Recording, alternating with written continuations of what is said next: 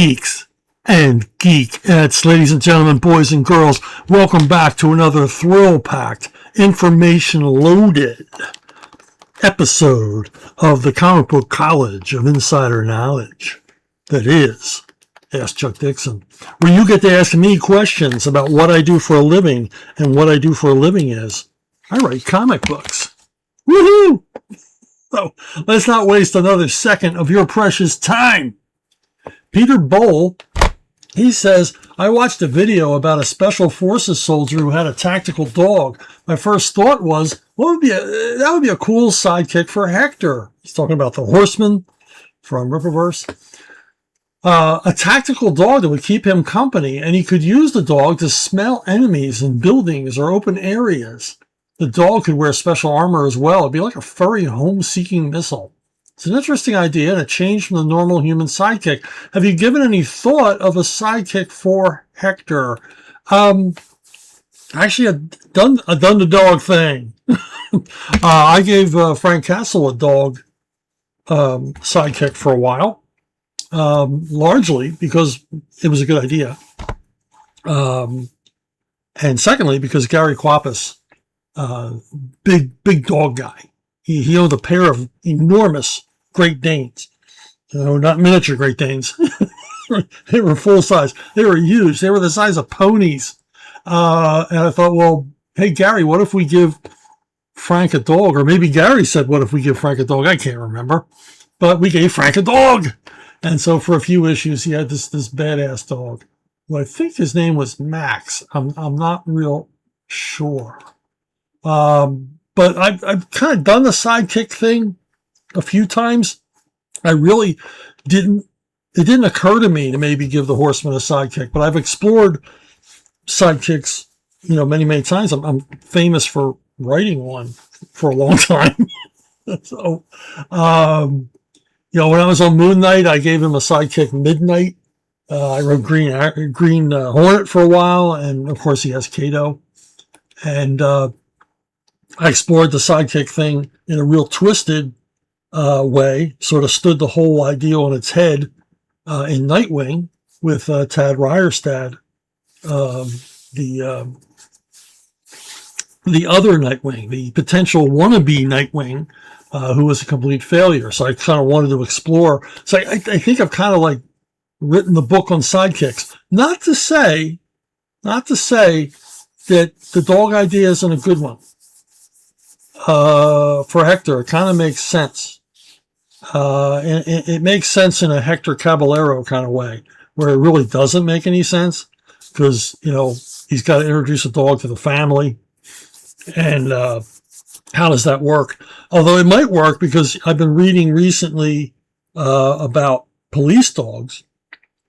And there was a movement amongst experts in canine law enforcement that rather than keep the police dogs in kennels and everything else, it's better to socialize them with their partners' families. Because, police dogs, they're not vicious attack dogs. They're not like pit bulls. They're not raised to be that way. They're although they will. I mean, obviously, they can be used to bring down hoods. We've seen it.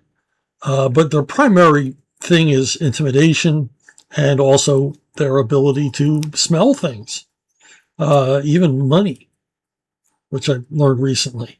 There are dogs that can smell money. That's pretty cool, right? So it might make sense for Hector to have a dog. I'll have to think on it. I'll think about it. I really wasn't considering a sidekick for the Horseman. So there you go. Let's move on to our next question. Christopher Cohen, out of the image wave of artists, are there any whose work you saw and thought it'd be fun to see their interpretation of one of your scripts or stories? Well, I realize Stephen Platt and Aaron Wiesenfeld are two image artists who illustrated your scripts. I'm assuming they weren't your choices.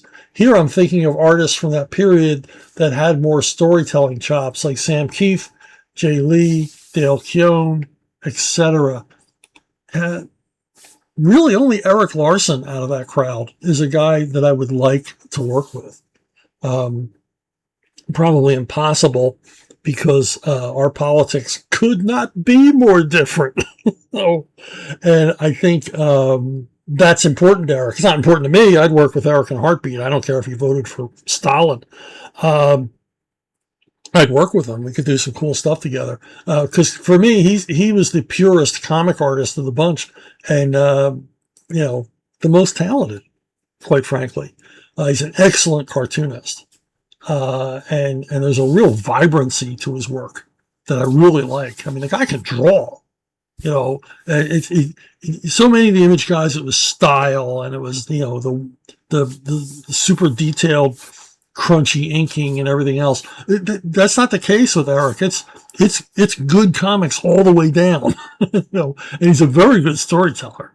I don't particularly like the stories he tells, but he's a very good storyteller. It might be fun to work with him because he's got that mojo and he's got the craft. He really is a very good artist. But I've met him a number of times, and because I do admire him, I do like him, and try to like reach out, like Eric, one professional to another. I really respect your work, and I would just get back a blank stare, which I assume maybe that's his reaction to everybody. I don't know. Maybe I frightened him. Maybe he believes these things he hears about conservatives. He was terrified. I don't have any idea, but he is an incredible talent. Now, we did get to work together, and one of the main reasons I kept approaching him at conventions was because I heard about this world's greatest comic magazine project he was doing. And basically, if you've never seen it before, it's a 12-issue maxi series, and what it is if Kirby had stayed on for 12 more issues, what might that have looked like? If he had stayed on Fantastic Four for another year, what would that year have looked like? And I told him, I said, look, Eric, I've got to be on one of them. You've got to give me one of those issues to script. Now they were all plotted out and everything else, so it was script dialogue. It was done Kirby Lee style. And he, he agreed, and I pestered him enough that he finally said, I think I even called him on the phone. I really wanted to be on this. and he says, well, how are you at like Doctor Doom and Namor and those like real pretentious, highfalutin characters? And I said, oh, I can write that stuff all day. And he says, okay. So he gave me the second issue of the maxi series and a whole lot of really terrific artists in it. And I don't think it's the first time I worked with Frank Fosco, or maybe it was. Maybe it was the first time I worked with Frank Fosco, who's a frequent collaborator and good friend now. But yeah, Eric would be the one. If I had to pick from all those guys, he'd be my one and only choice, pretty much. Cecil Gilmore, when did you start your crowdfunding career, and how many projects have you made doing it so far? Are you in the red or in the black with it? That's a great question. I pretty much started in crowdfunding with my buddy Graham Nolan, and we tried to crowdfund Joe Frankenstein, and we had no idea what we were doing. We raised a miserable amount of money. We didn't know how to get the word out. We didn't know anything. We were babes in the woods.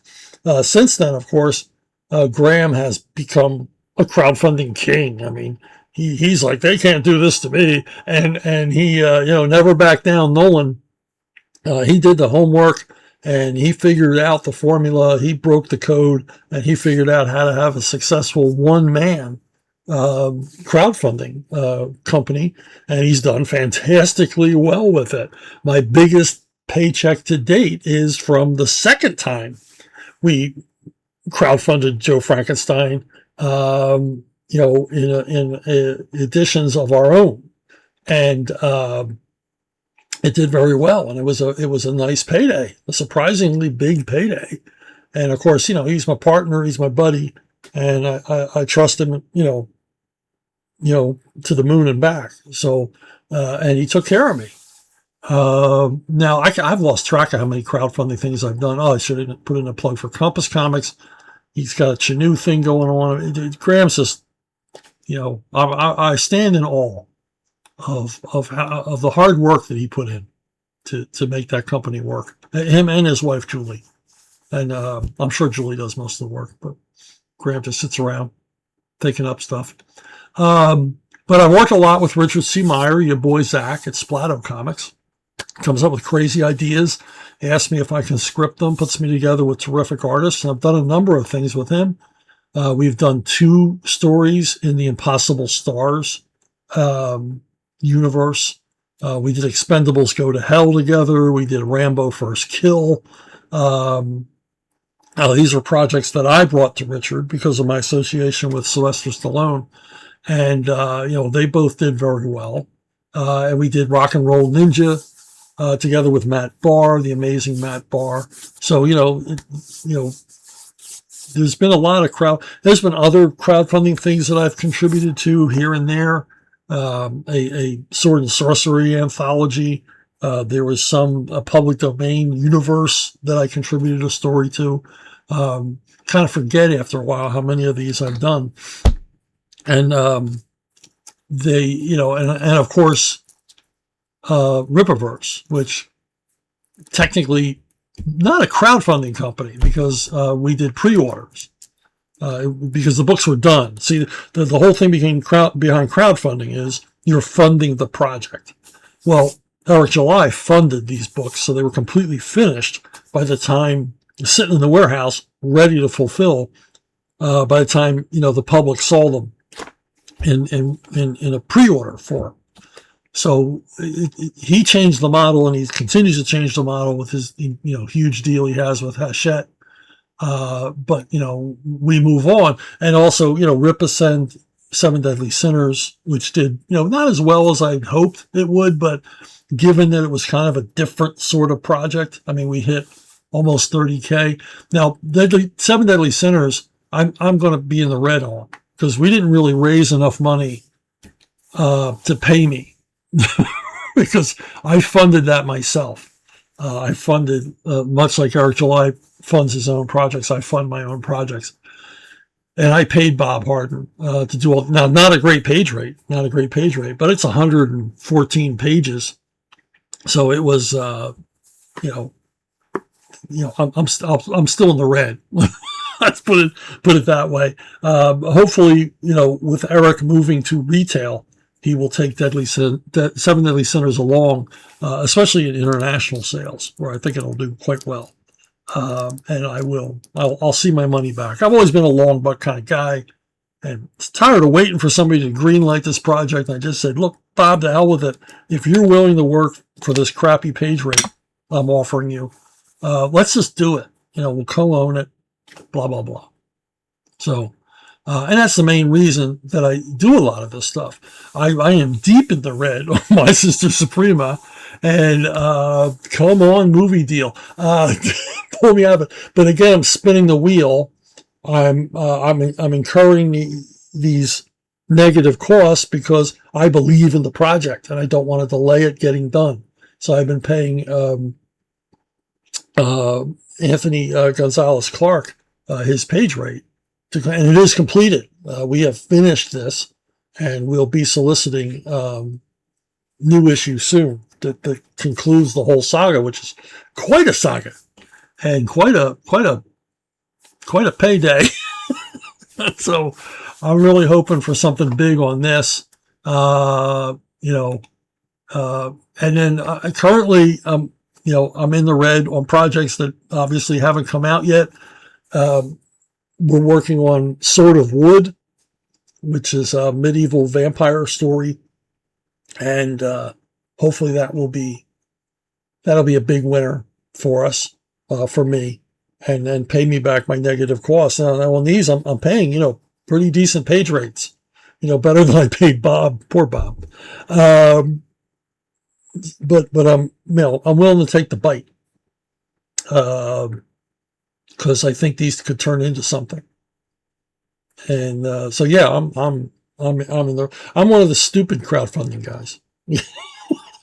I overextended myself. So if you could buy any of these things, it would sure help a lot. And then I have other projects. I have like an anthology project that Bob Harden is on with Frank Fosco and Sergio Cariello. I'll be announcing that soon. And something big is something that I funded myself, but it's been optioned for a movie, so that one will pay off, and hopefully pay off on all of these, and I'll be out of the red. uh, but yeah, that's an excellent question. That's an excellent. I am not the model of a successful crowdfund guy. So I am, the dreamer type. I just think of an idea. I mean, artist agents send me art samples all the time, and I just go nuts. I'm like, oh my God, I wish I could do something with this guy, but I'm extended right now. I've got a whole bunch of artists that want to work with me that I would love to work with. I just gotta get some cash back in the drawer, baby. And then, like an idiot, I'll fund another project. I'll plow that into more content. I've always done that. The money comes in from content. I put it into more content as best I can. And hopefully one of these will become a blockbuster movie, and I can move to Tahiti and live on the beach. Right now I could live on the beach, but I wouldn't have a house. Oh, man. I'm no businessman. Believe me, I am no businessman. Okay. Rex Moss. I received The Pit of the Blind God, your third Conan novel. Thank you. Should this be read after your other two Conan novels, or is it similar to Robert E. Howard's novels, as far as I've gotten into them, that there's not so much in the way of continuity and independence of last book? For example, Conan is in this situation. Here we go. Yeah, you don't need to read. This is not the cover of the book. I faked this up. There is no cover of the book. Pit of the Blind God can be read out of order. Doesn't matter. It's just the third one I wrote. It fits somewhere. Conan scholars can fit it somewhere in his timeline. I don't know. But you can read it out of order. It's very much like a Conan story. It's very much like you said. Conan's here. The shit hits the fan. Conan reacts, and wild, crazy things happen. And I'm really proud of this one. I really enjoyed the first two I wrote, and I think I did a good job. I was satisfied in the end. But this one, I think this is the best of the three. Not to try to sell it to you, but this is the one that really got in the groove and really came up with some, insane, crazy ideas for it. Some nutty visuals. These are the other two books, which are out of print now, because like I said, we got a cease and desist order from the Howard people. Titan say they're going to publish these someday. But it's been a couple of years, and I have never heard anything back from them. Now, if you want a copy of Pit of the Blind God, an uncorrected manuscript, basically a first draft kind of deal, it's simple. You go to Subscribestar and you join, and there will be directions there. You look down, and there'll be directions for how you can get your own digital copy of the uncorrected manuscript. And you join Subscribestar. It's at a $5 level. You can quit. You just join for the 1 month. I don't care. And then you send me proof that you've donated at least $10 to St. Jude's. And I want to thank all of you people who have contributed far more than $10 to get this to St. Jude's Hospital for Children, where children who are in the most horrific, unimaginable medical dire straits are treated free of charge. Their parents never receive a bill. It's an amazing, amazing hospital, amazing organization that saves children. And you folks have helped them out a lot. I mean, to the tune of thousands upon thousands of dollars with these little things that I offer here on the channel. And I'm extremely grateful for that. But you can get your own copy. I'll email it to you. And it's like, Chuck, well, why do I have to why do I have to join Subscribestar? Because I want to keep track of who I send these to. And this is a way to help me. I told you I'm not a good businessman. Help me categorize all of that. It's a twin spin. Rex Moss is back with any Rippaverse non-Horseman, non-Alpha Core books that we can look forward to from you. Obviously, a yes or no would be expected. Not really. I'm concentrating on Horseman and Alpha Core. We've got this huge event if you haven't heard about it, Exclave. It's a cross company continuity kind of thing, and I've got my little corner of it. And it's not one of those crisis deals where you got to read every book, but we're all working with the backdrop of these enormous events. These are basically like extinction level events for Forest Park. And I'm doing 3 books featuring Alpha Core Horsemen, which will deal with their little corner, how they react to these events, and a lot of special villains and all kinds of stuff. And me and Joe Bennett, and it's nuts, and you go crazy. So yeah, it's Horsemen and Alpha Core for me for the time being. Joe and I want to get back to Zaylan really bad, but Zaylan will always be a one-shot kind of deal. We don't want to do a Zaylan series. We want to keep Zaylan kind of special. So when Zaylan shows up, it's a really big deal. So we we have a number of ideas that we're playing around with for another Zaylan. We just have to fit it into our own schedules. And that's the beauty of working for Rippaverse. It's just me and Joe doing our thing, and they kind of leave us alone to figure out what we want to do next. As long as I keep Joe busy, Eric and the crew they're happy. And Joe and I are happy because we really do like working together. It's one of those things where we just hit it off. It's like me and Graham, or me and Rodolfo DiMaggio, or me and Flint Henry. We just hit it off right from the beginning. We just love working together. Triple spin. Rex Moss is back for a 3rd time at bat. He says, how did Joe Bennett and Jack Herbert compare and contrast with the other artists you have worked with? Joe's amazing. He's so fast. Just incredibly detailed artwork. And he turns it out so quickly. I don't know quite how he does it. And of course, a terrific storyteller. He brings heart to the characters and everything else. And same for Jack Herbert. Jack Herbert, what can I say? He's terrific. And I don't know how fast Jack is, because I didn't work on that kind of schedule. I know how fast Joe is because he sends me pages. He sends me the pages as he completes them. So I'm like, I see everything first, because he wants to know if I need any changes to anything. I only ever asked for 1 change, and it was simply because he drew too much. It's like, Joe, take it easy. You got the job. But I don't know how fast Jack is, but he's amazing. Absolutely amazing artist. And I want to do a straight up war story with Jack. How do they compare to other people? Well, they're as reliable and as talented. And they bring as much to the party as some people I mentioned just a moment ago, Graham or Rodolfo DiMaggio or Gary Quapis or Flint Henry. I mean, they're fun collaborators. Frank Fosco, guys like that I enjoy working with, and they bring it. They like what I wrote. They appreciate it. They bring their own interpretation to it.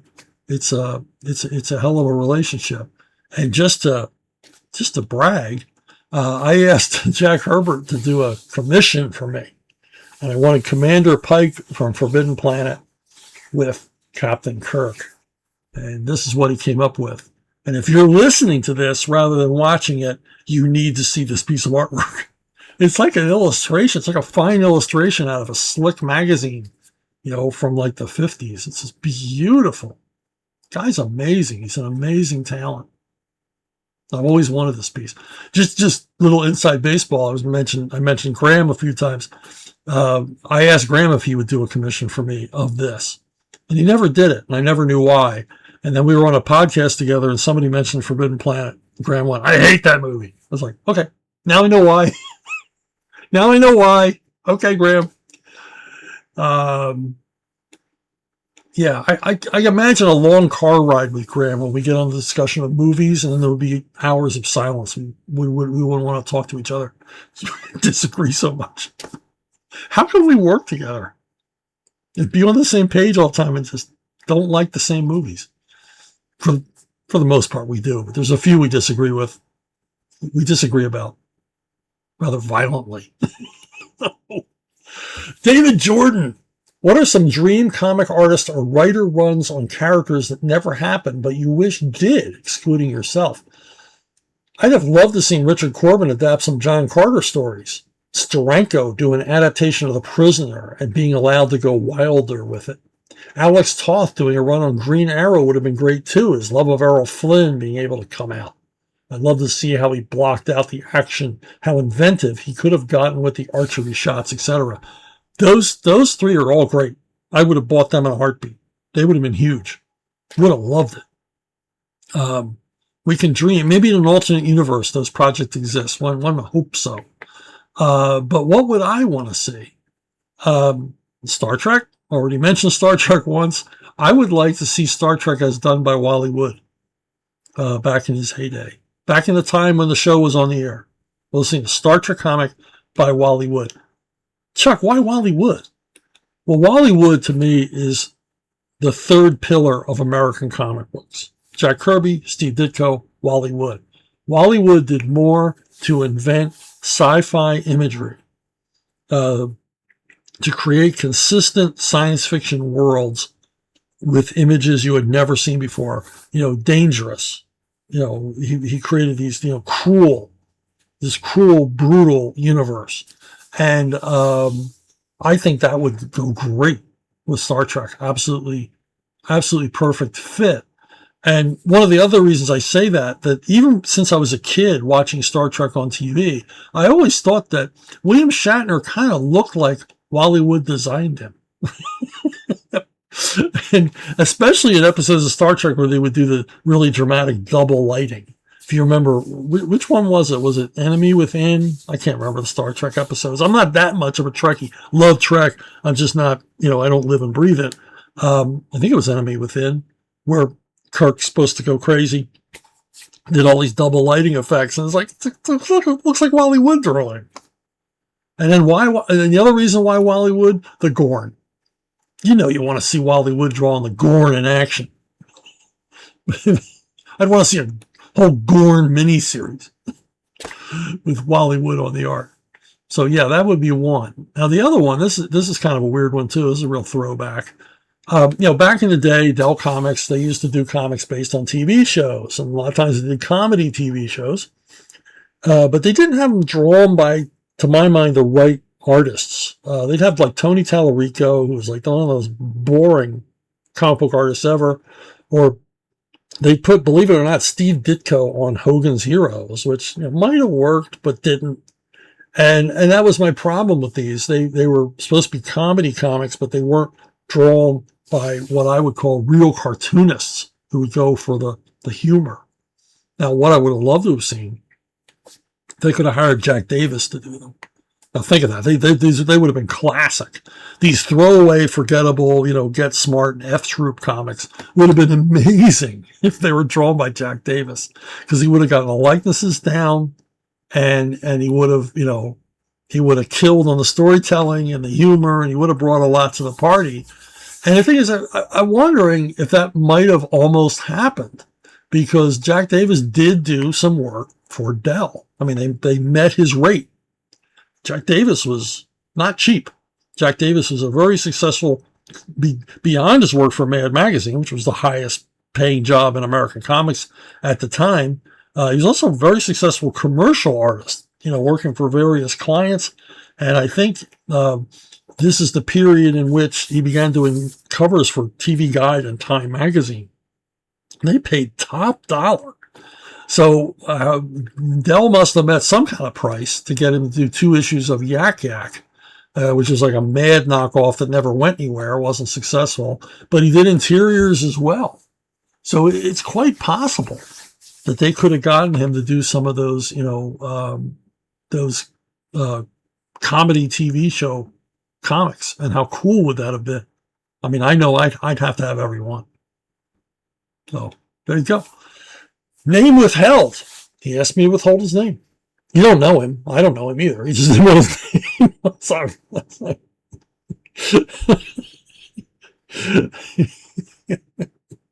Yeah. Oh, God. Anyway.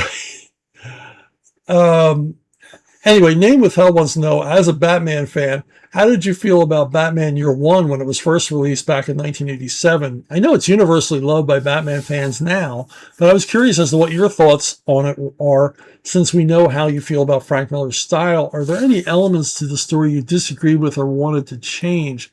I thought it was very good, very impressive. It was a good story, good cop drama.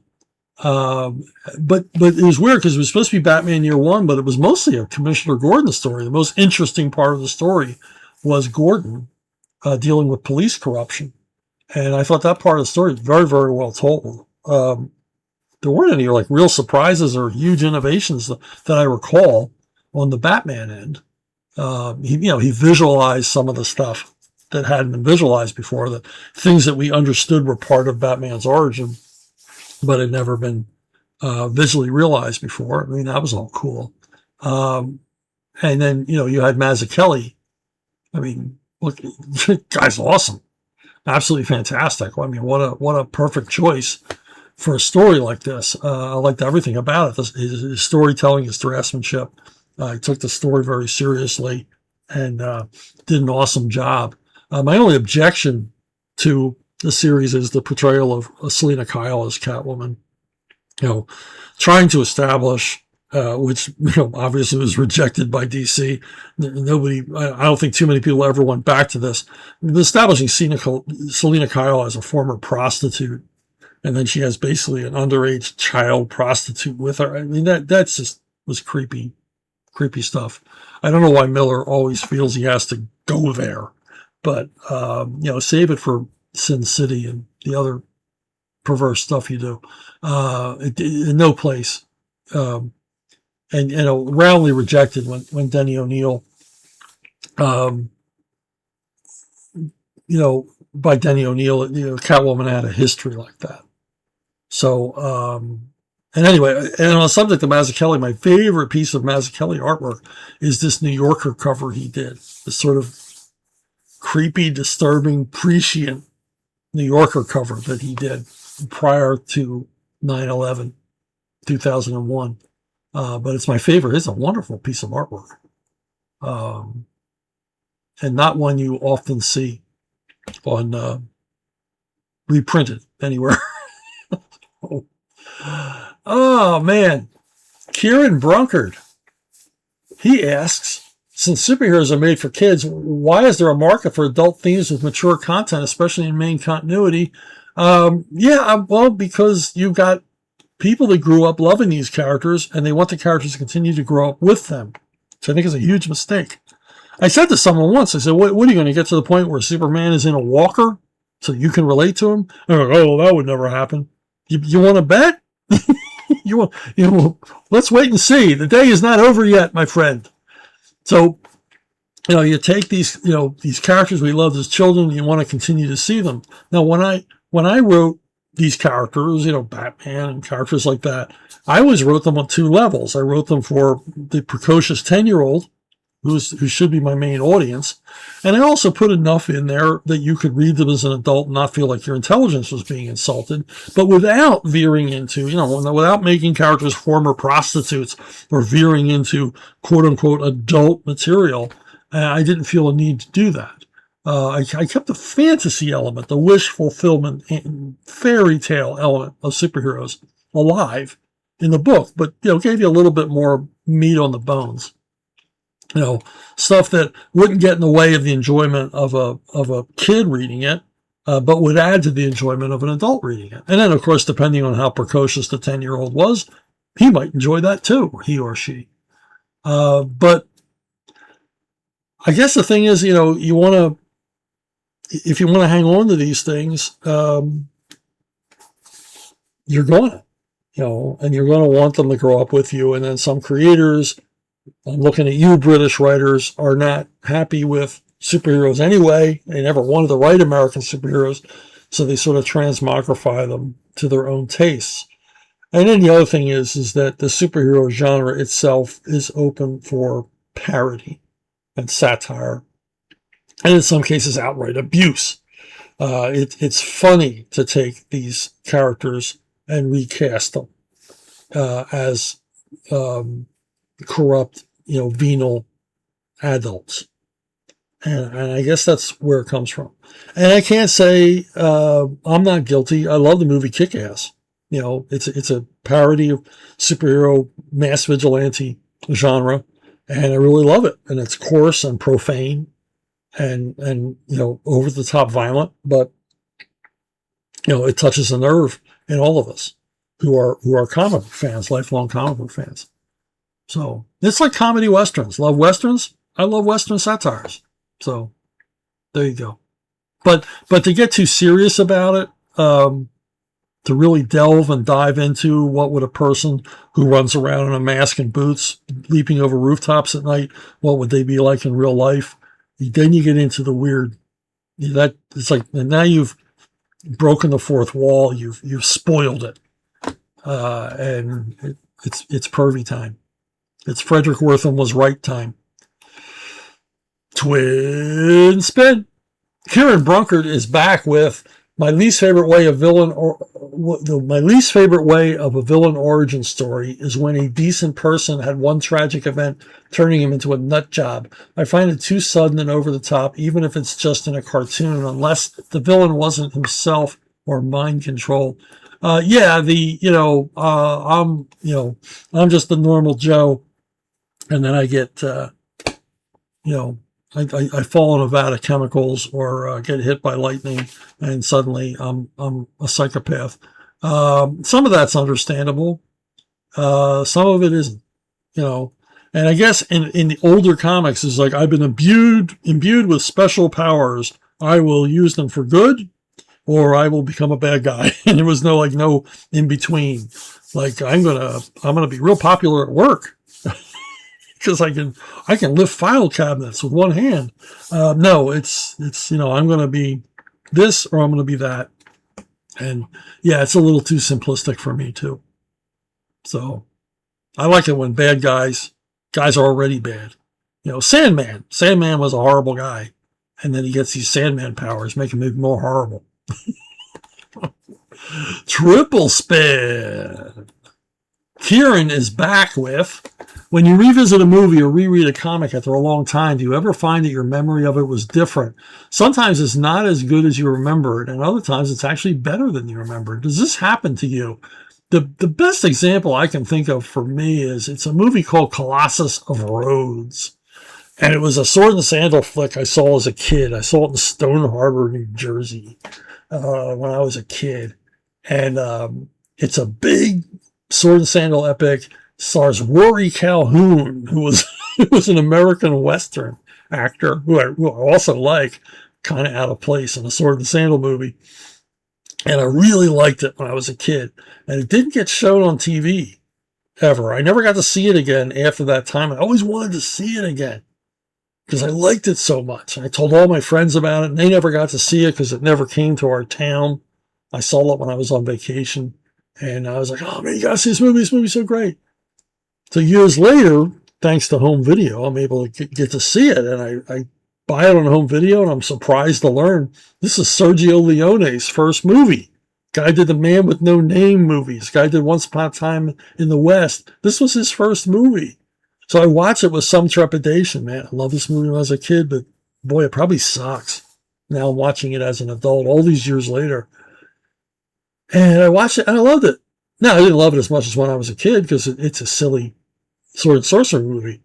But it's fast paced and it's got everything but the kitchen sink. It's got, effete, Romans laying around doing horrible things. It's got, stabbings and murder and fights and Colosseum scenes. I mean, everything you'd ever want in a sword and sandal movie is in this movie. And it must have had a pretty high budget for movies back then. There's some pretty convincing, like earthquake scenes and everything else. It's just incredibly violent, which is why I loved it as a kid. Bloodthirsty little me enjoying every moment at the Park Theater in Stone Harbor. And so, yeah, it's like, it's not Ben-Hur.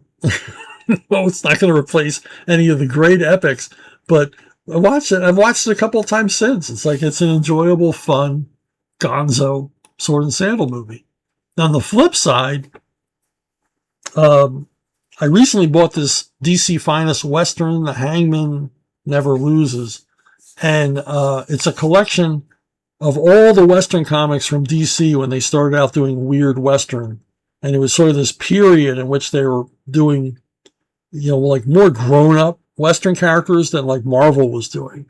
And they brought on, Tony DeZuniga and Gil Kane and Alex Toth and Joe Kubert and Frank Thorne. And it's a nice collection of I guess a 2-year period of these Westerns as they were beginning to do them, what would all sort of coalesce into a long run for Jonah Hex, a long successful run for the Jonah Hex comic.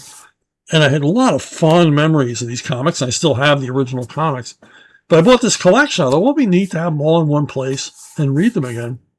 And I read them, and the stories suck. The stories aren't good.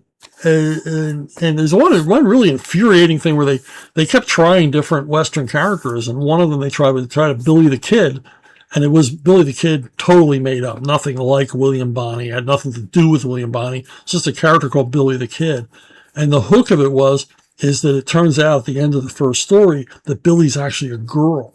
He's not a young man; it's a young girl masquerading as a man. The problem is, nobody told Tony DeZuniga, and he draws what is obviously a very masculine-looking guy, a young, masculine-looking young man to play. And then this is never corrected. They keep this gimmick going through 3 or 4 more stories, and never once tell DeZuniga, hey, make him a little more effeminate-looking, so possibly he could be a girl, and things like that. And a lot of the writing is mawkish and stupid. Kanigher is phoning it in on Son of Tomahawk. And Frank Thorne, I don't know if it was him or the colorist, but somebody was using mushrooms because the art looks crazy. And then you have Gil Kane writing and drawing some Westerns, but not really taking advantage. I guess because the stories are short, he's trying to jam it all in there. He has a story that's too long for the page length. Would have preferred if Gil had told little stories that would have fit better, so he could show off his storytelling, considerable storytelling chops. And you got Joe Kubert revisiting Red, Firehair, and Joe knows how to squeeze a story into 8 pages and make it work, but the stories aren't very good. And the coloring on these is horrible. Just Joe is editing the book at this point, and the coloring is still horrible. So that was a big disappointment to me. Big disappointment that these stories they did not hold together after all this time. I think that what saved these was the arrival of Michael Fleischer as the writer on Jonah Hex. The first few. Sorry to go to a lot of detail here, but it's my show. The first few stories are written by John Albano, who I assume created Jonah Hex, and they're okay. They're okay. They're not great. When Fleischer arrives, the Hex stories get a lot better, a lot meaner. So there you go. Hey, quadruple spin. You got a quad, my friend.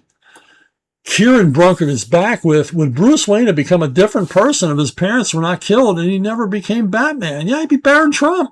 I mean, no trauma.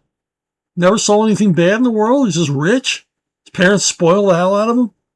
And not that I'm saying Baron Trump is spoiled, but, hopefully he'd be Baron Trump. Bruce had a personality. Baron Trump has a personality, has quite a personality. We've seen very little of it, but the little you see, you go, okay, this guy's this guy's the real heir. this guy got all the genes. He's a character. I think that would be Bruce. Maybe without the trauma and everything, Bruce would have been a little more playful and been an actual billionaire playboy.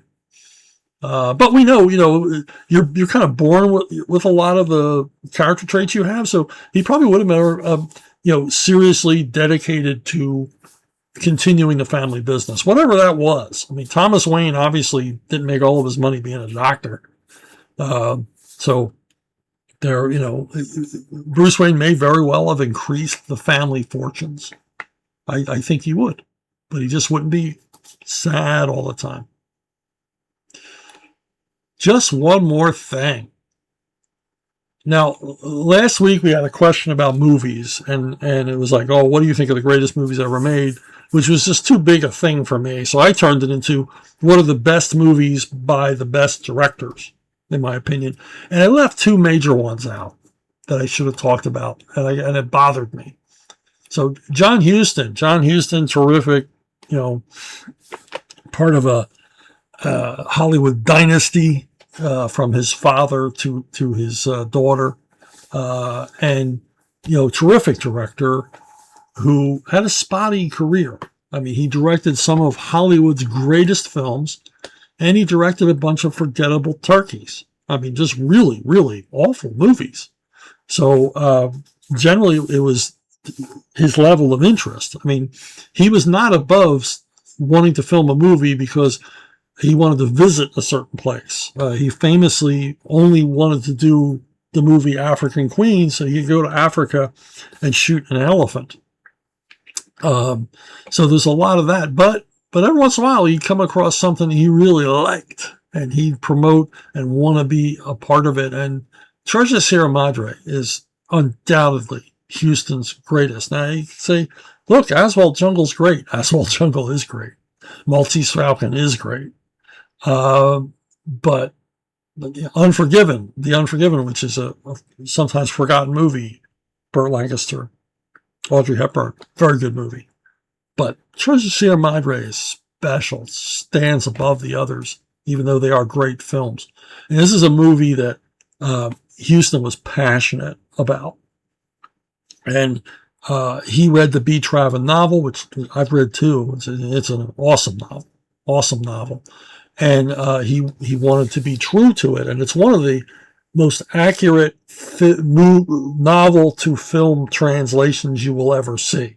I mean, you pretty much get everything from the novel that's important in the movie. It doesn't alter anything, doesn't change anything, and really gets Traven's message about the frailty of human nature on film. And it's all shot on location in Mexico, which I read recently was that Huston got Jack Warner to sign off on this. And Warner thought it was just going to be like a B programmer Western. Treasure de Sierra Madre, okay, Bogart, yeah, you're going to get out of Mexico. And Huston said, yeah, I'm going to get out of Mexico because I can shoot on the cheap. But it wasn't so cheap because Huston took a really long time making this movie. And Warner did nothing but complain about the expense of setting up a film camp in the middle of nowhere, Mexico, to make these movies, because they shot these things in really, really remote parts of Mexico in the mountains. And the expenses kept mounting up. Huston's retakes kept mounting up. Huston waiting for the proper part of the day for the exact lighting he wanted was costing more and more and more money. And somebody said to Warner, hey, it's that movie where they're looking for gold. And Warner said, yeah, my gold. But in the end, it's just an amazing film that could not have been made on a backlot, could not have been made with, California subbing for Mexico, for Central Mexico. It's an amazing, amazing film. Now, another director who I hugely admire, and another director it's hard to pick his best film because there's so many I like, is William Friedkin. Now, William Friedkin wasn't prolific. He didn't make a lot of movies, but boy, he made 3 unforgettable movies, 3 groundbreaking, amazing movies, and it's hard to pick between them. You've got The Exorcist, which is not only my favorite horror movie of all time, but one of my favorite movies of all time. It's just an amazing film, and his choices in making the film, shoot it in an almost documentary style, really bring home, this takes place in our world. This is our world invaded. This is a real place, real people, and their lives are invaded. They're corrupted by this demonic presence, and he really brings it home. It's a work of genius. Everything, all the way down to the soundscape of the movie, he had input in, and just amazing stuff. Then the other one is Sorcerer. Now, I watched Exorcist recently, and I watched Sorcerer. I watched it 2 days in a row. I watched it one day, and I watched it again the next day, just because I hadn't seen it in a while, and I had a 4K restoration of it, and I was like, yeah, I'm digging it. I love this movie. And it's a movie that was not successful. Exorcist was enormously successful for Friedkin, which allowed the studios to sign off on the Sorcerer, which lost buckets of money, a famous bomb. But man, what a movie. It's a remake of Wages of Fear about 4 disparate, desperate dudes who end up in some crap hole country. Like I always imagine it's Nicaragua. They end up near the oil fields, and they volunteer to drive trucks full of dynamite to a site to put out an oil fire in the middle of the jungle. And man, oh man, what a movie. It delivers on everything I just told you. As much as I love these two movies, I got to go with French Connection. And the thing is, since last week, I watched French Connection again, just to make sure I'm picking the right one, and I am. This movie's flawless. Unlike Sorcerer, unlike Exorcist, this thing was made on the cheap. 20th Century Fox had no faith in it. They gave Friedkin barely any money. He didn't have money to get permits to shoot in New York for the most part. Some places he could shoot, other places he had to use the goodwill of police officers, goodwill of transit authorities, and sometimes just went out and shot it. The famous car chase scene, famously, no permits, no nothing, no preparation. They just stick Gene Hackman behind the wheel of a car and then stick a stuntman behind the wheel of the car, and they got all those amazing shots. And the car accident and the car chase is real. When he sideswipes that car, that's Hackman driving, and that's for real. They had to pay that guy a boatload of cash to get him to keep quiet. But this is a seamless, flawless police thriller, unlike American audiences had ever seen. Very much influenced by French police thrillers, but it has a feel of its own. It is so New York. It is so New York in this period, 1971. The trash in the street, the dirt, the just grimy feel. They seem to have shot this movie on days that all were overcast. Performances are perfect. Dialogue is amazing. This is just a terrific story. This is a perfect example of a good story plainly told.